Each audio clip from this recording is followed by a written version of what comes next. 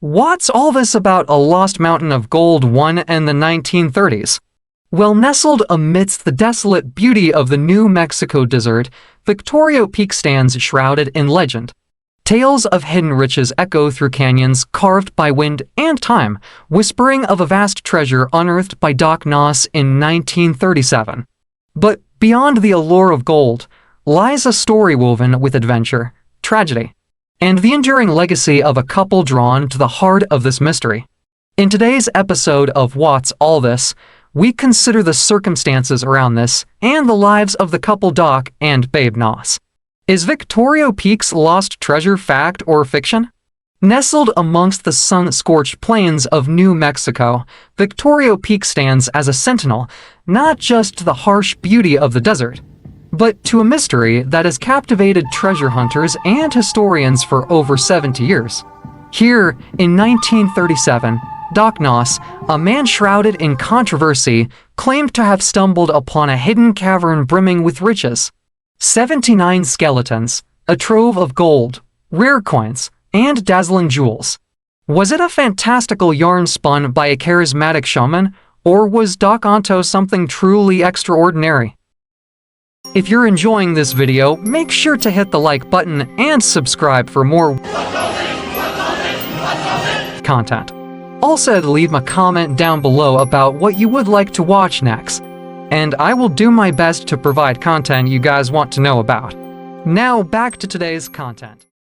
Today, the estimated value of that alleged treasure would be closer to a staggering $2 billion, fueling speculation and igniting a burning desire to unravel the truth. Join us as we delve into the heart of this captivating mystery. We'll examine the details of Doc's discovery, the whispers surrounding its legitimacy, and the enigmatic circumstances that led to its supposed disappearance. Sit back, grab your metaphorical shovel, and let's unearth the facts, or lack thereof. Remember, buried treasure often blurs the lines between myth and reality. This tale of Victorio Peak is no exception. In fact, it's a captivating blend of both.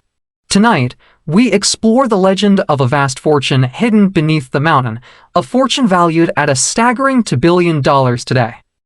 That's a colossal amount of gold by any measure. Let's rewind the clock over 7 decades and meet Doc Noss and his unwavering wife, Babe. Their bond was unique, with Babe standing by Doc even when whispers painted him as a questionable character. Sadly, Babe passed away in 1979.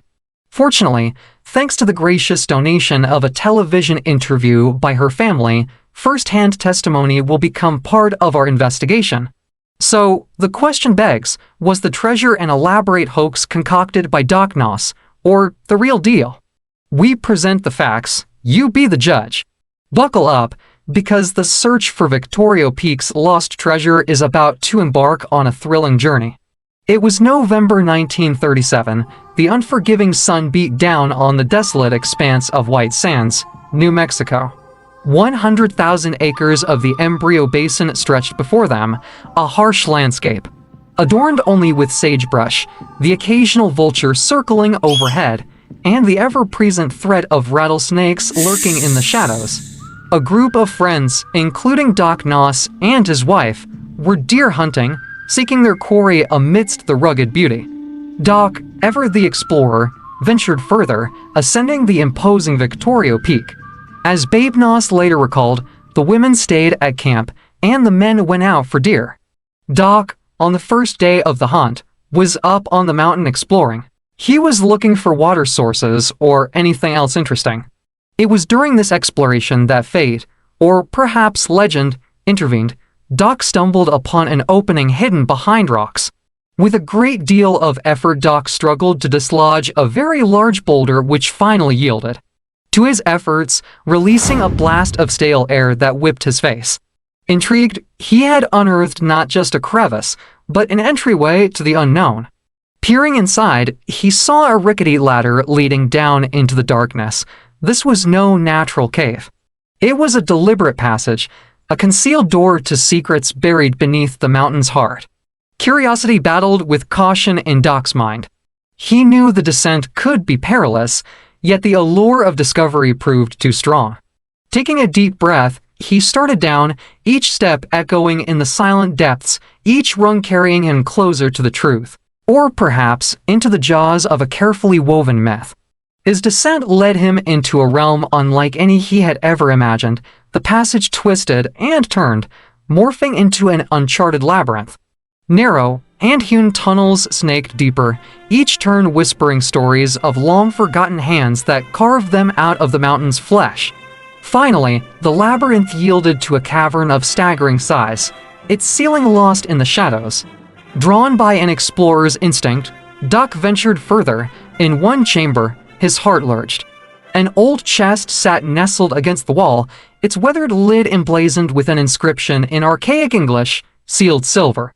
With trembling hands, he pried it open. Inside, instead of silver, glittered a cache of gold coins, their gleam dancing in the torchlight.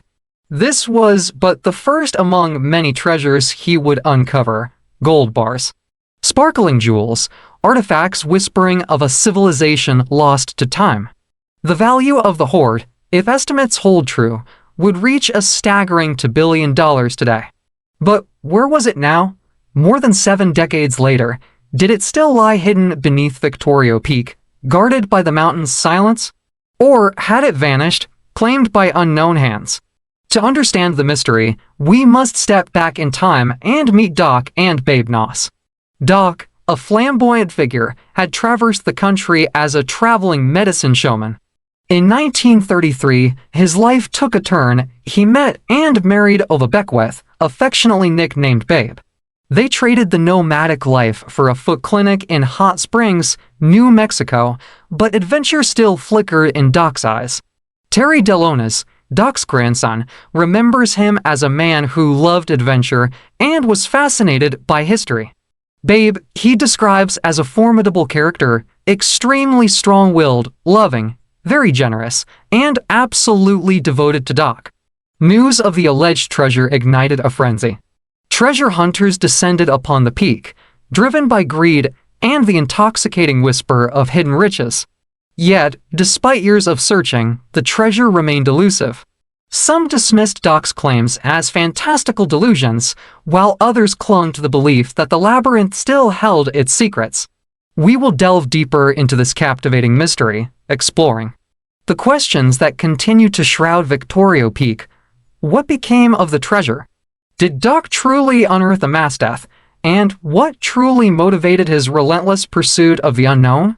Stay with us as we navigate the labyrinth of intrigue and history, searching for answers buried beneath the mountain's heart. As Doc ventured deeper into the labyrinthine passageways, they opened into a series of caverns. One chamber, however, held a grim discovery: 79 human skeletons stacked within a confined space. Their purpose and origin remain to this day shrouded in mystery. No one has been able to determine how or why 79 people would have ended up dying here, adding even more mystery and a chilling element to the treasure hunt. But not all the caverns presented such a somber scene. Another room held a dazzling array of riches, glittering jewels, precious coins, and artifacts whispering of long-lost cultures. Doc's grandson, Terry Delonis, recalls his grandfather describing 3 huge, oval-topped chests filled with swords and knives, hinting at the potential history buried beneath the mountain. The most impressive find, according to Babe Noss, was a crown. She described cleaning it at home, revealing a treasure trove of 243 diamonds and a single, gleaming pigeon blood ruby. Just this one piece represented immense value. Yet another cavern held yet another mystery, on first sight a stack of seemingly worthless iron bars. Doc wondered why anyone would want to store so many iron bars deep in the mountain. Babe Noss recounted the discovery happening in the spring of 1939. Requesting a sample, Doc initially dismissed her due to the weight and difficulty of retrieval. He eventually brought back a small piece, and upon further inspection in the sunlight, it revealed an unmistakable bright gleam: gold. The realization dawned on them: If the bars were all of the same metal, their fortune was beyond imagination. Doc's estimation of 16,000 gold bars within the cavern fueled the flames of speculation even further. How could such a vast fortune end up abandoned deep within the mountain? And what did the presence of 79 skeletons signify? To answer these questions, for main theory submerged. 1. The Spanish connection. This theory links the treasure to Juan Diot, the founder of New Mexico as a Spanish colony. He was known to have acquired significant wealth, including Aztec gold, silver, and jewels. Could his hidden loot have found its way to Victorio Peak? 2. The Missionaries' Hoard. Another theory points to Father LaRue, a Catholic missionary operating gold mines near the peak in the late 18th century. Legend suggests he stored his extracted gold in a hidden cavern. Did Doc stumble upon the fruits of Father LaRue's labors? 3. Maximilian's last gamble. This theory takes a historical jump to the 1860s and Emperor Maximilian of Mexico. Facing assassination, he reportedly attempted to smuggle his riches out of the country. Could Victorio Peak have served as a secret repository for his palace full of valuables? For Apache spoils of war, the final theory dives into the history of Apache tribes known to have raided stagecoaches carrying California gold. Could Doc have unearthed the hidden bounty of their exploits? With the sheer volume of wealth supposedly revealed within Victorio Peak, Doc understood the need to secure his discovery. 6 months after his initial exploration, in 1938, he and Babe journeyed to Santa Fe. Their mission: legally solidify his claim to the treasure. As Terry Delones explains, they filed two crucial documents. First, a mining lease with the state of New Mexico encompassed the entire area, surrounding and including Victorio Peak, granting them mining rights. Second, they filed a treasure trove claim, officially registering the Noss families' right to any found valuables within the peak, a claim that continues to hold historical significance. Over the next 2 years, Doc embarked on the process of extracting his treasure. While the exact methods and scale remain debatable, witness accounts suggest over 200 gold bars were removed from the caverns. However, Doc maintained a cloak of secrecy, keeping the location of these bars hidden even from his family. Terry Delones sheds light on Doc's motive for this secrecy. Back then, possessing unregistered gold in any form other than jewelry was illegal. To avoid scrutiny and potential confiscation, Doc scattered the bars across the vast desert surrounding Victorio Peak. Given the region's remoteness, he placed some in seemingly unremarkable locations, relying on landmarks like telephone poles for future retrieval. The discovery of untold riches within Victorio Peak had transformed Doc and Babe's lives, but not necessarily for the better. A constant unease gnawed at them, fueled by the fear of exposure and the paranoia that whispers could morph into threats. As time passed, and more people became privy to the secret, the fear deepened. Every conversation, every glance carried the shadow of potential betrayal, of someone stealing their newfound fortune. By 1939, the physical challenges of accessing the treasure added another layer of frustration. Navigating the cramped, treacherous tunnels proved grueling, and Doc yearned for easier access. A risky plan began to brew in his mind, a gamble that could unlock the riches, but also threatened to shatter their fragile security. He needed assistance, someone with the expertise to carve a wider passage into the caverns. After much deliberation, he approached Montgomery, a mining engineer known for his skill and discretion. The offer was tempting: 8 golden bars, a hefty sum even in that era, in exchange for blasting away a massive boulder obstructing one of the shafts. Doc's proposition placed Montgomery in a precarious position. The allure of gold was undeniable, but the potential legal and ethical repercussions loomed large. Was this genuine treasure-seeking, or a dangerous scheme built on whispers and paranoia? Was Doc a visionary entrepreneur or a man consumed by fear and blinded by ambition? Montgomery eventually accepted, lured by the potential reward, and perhaps driven by a curiosity about the enigmatic Doc and his hidden fortune. However, the blasting operation carried inherent risks. Explosives in an unstable mountain could trigger cave-ins, exposing the secret not just to potential thieves, but also to the authorities. Each rumble, each plume of dust, carried the weight of their gamble. As the work progressed, whispers turned into action. News of the activity reached the authorities, fueled by suspicion and greed. The shadows that haunted Doc and Babe began to take shape, threatening to engulf them in the very darkness they sought to escape. This pivotal moment at Victoria Peak marked a turning point. The pursuit of easy access became a descent into uncertainty, where fear, ambition, and dynamite conspired to rewrite the course of their lives and the legend of the treasure forever. The tension between Doc and Montgomery crackled like the wires leading to the explosives themselves. Months of planning hung in the balance as they argued over the amount of dynamite needed. Doc, his brow furrowed with worry, cited his extensive exploration of the caverns, insisting on caution. The mountain, he warned, was temperamental, prone to collapse with the slightest miscalculation. Montgomery, a weary man with calloused hands and a booming voice, countered with the confidence of a seasoned engineer. "I assure you, Mr. Noss," he boomed, "I've handled more volatile mountains than this in my sleep.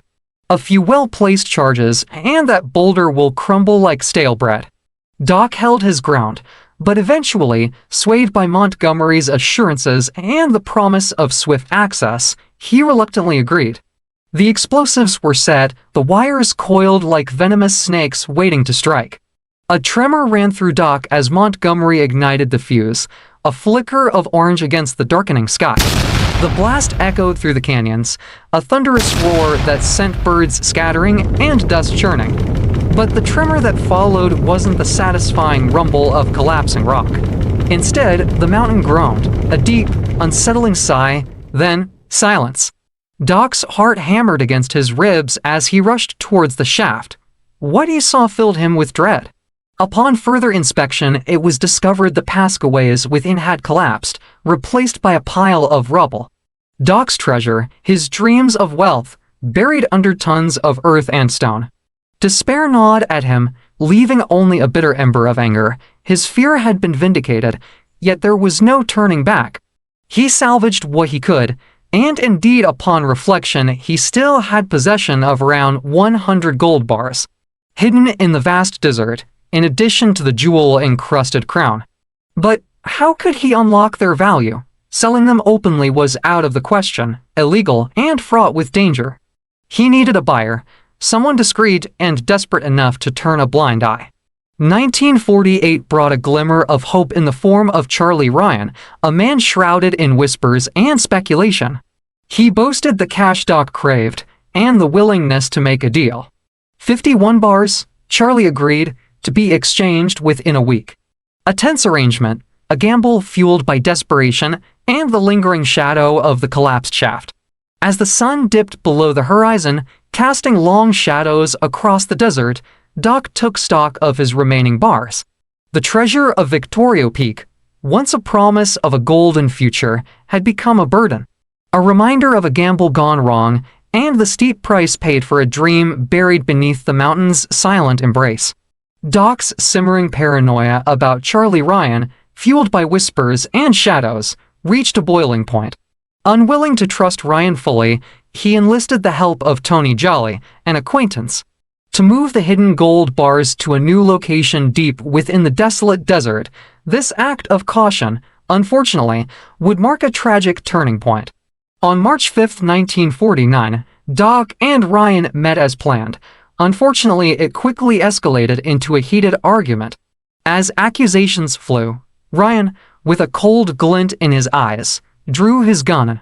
The ultimatum was brutal: cooperate, hand over the gold, or face deadly consequences. Doc, resolute but outmatched, refused. A struggle ensued, the room erupting in chaos. Doc ran outside seeking refuge behind his car, but unfortunately Ryan took aim and shot Doc, silencing Doc forever. The authorities arrived to find him sprawled on the ground, a chilling police photograph capturing the finality of his fate. With Doc gone, the burden of the hidden treasure and the unfulfilled dream fell upon Babe, his wife. Grief-stricken but determined, she refused to let her husband's legacy be swallowed by the desert sands. Alongside her children, she embarked on a seemingly impossible mission to carve a new path into the caverns and reclaim the lost fortune. Over 3 years of back-breaking labor passed, they battled the unforgiving terrain, inching closer to their goal with every swing of the pickaxe. By 1952, they had come tantalizingly close, mere meters away from the treasure chamber. Hope flickered brightly, fueled by their sheer willpower. But fate, it seemed, had another twist in store. Disaster struck, not in the form of a collapsing mountain, but a different kind of hardship. What unfolded next continues to shroud the story in mystery, leaving the fate of the treasure and the truth behind Doc's death shrouded in uncertainty. Just as Babe and her family were inching closer to their buried treasure, a new obstacle emerged, one backed by the full force of the United States government. In the years following World War II, the Cold War gripped the nation, and the military craved an expansion of its missile testing capabilities. Victoria Peak, with its remote location and vast desert landscape, became an ideal area to conduct weapons testing. In 1949, a mere 4 years after the war's end, the state of New Mexico was compelled to relinquish Victoria Peak and the surrounding land to the growing White Sands Missile Range. This meant that Babe's legally acquired mining claim, the culmination of years of struggle and hardship, was suddenly rendered out of bounds, null and void. Outrage swept through Babe. The land grab, justified under the cloak of national security, felt like a cruel betrayal. She fought back, her voice echoing through petitions and letters aimed at the Department of the Army and even the Pentagon itself. Yet, each plea met a brick wall of silence. Access to her claim, guaranteed by law, was repeatedly denied. The authorities offered assurances of future access once national security concerns dissipated, but years passed and the gates remained shut. Babe's dream of recovering the hidden gold, a dream fueled by grief and determination, seemed to fade into the arid desert air. During this period, to personnel who were airmen from Holloman Air Force Base and White Sands Missile Range used to spend their downtime on weekends by accessing the prohibited area regularly as a pleasure pursuit to do hunting in their downtime. Of course, the whole area of Victoria Peak was officially off-limits even to them.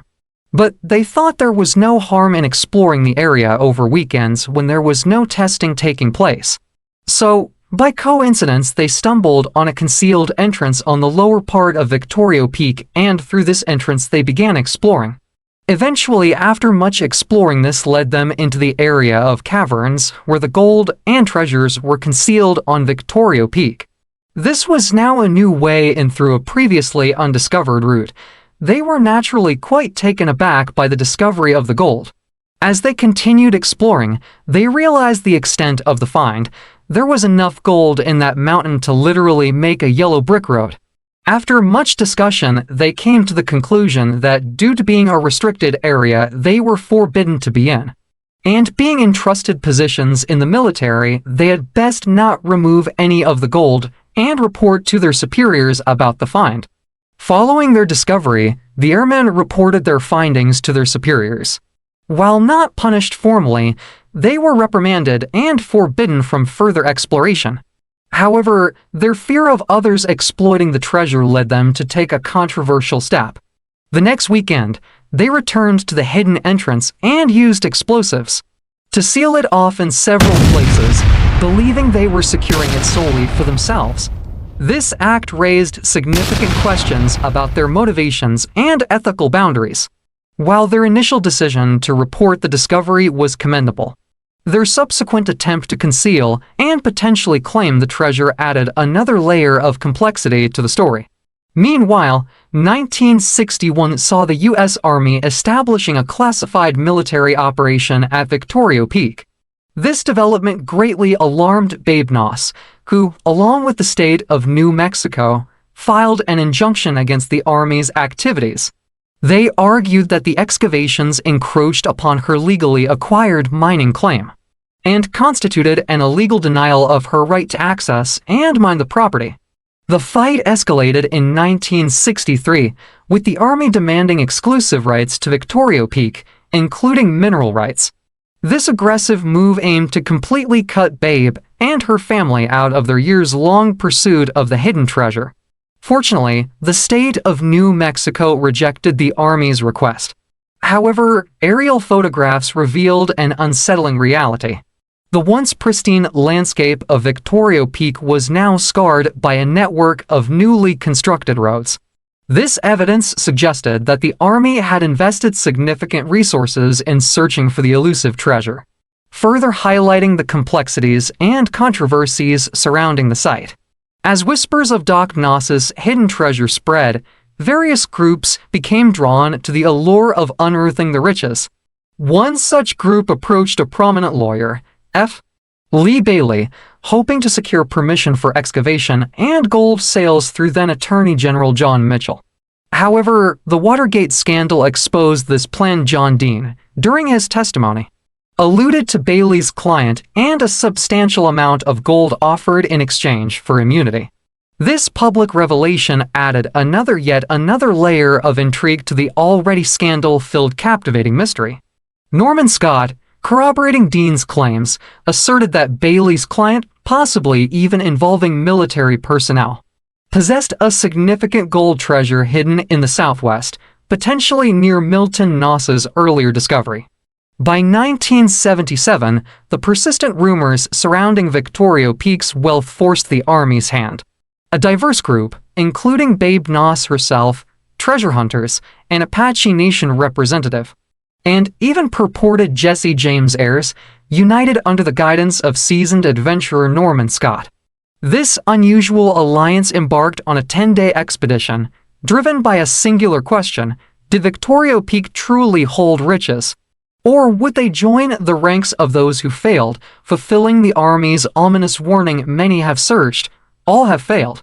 While whispers of riches fueled much of the intrigue surrounding Victoria Peak, the 1977 expedition approached the exploration with a broader perspective. The primary aim wasn't merely to unearth a mythical fortune, but to utilize research and technology to validate or debunk historical accounts.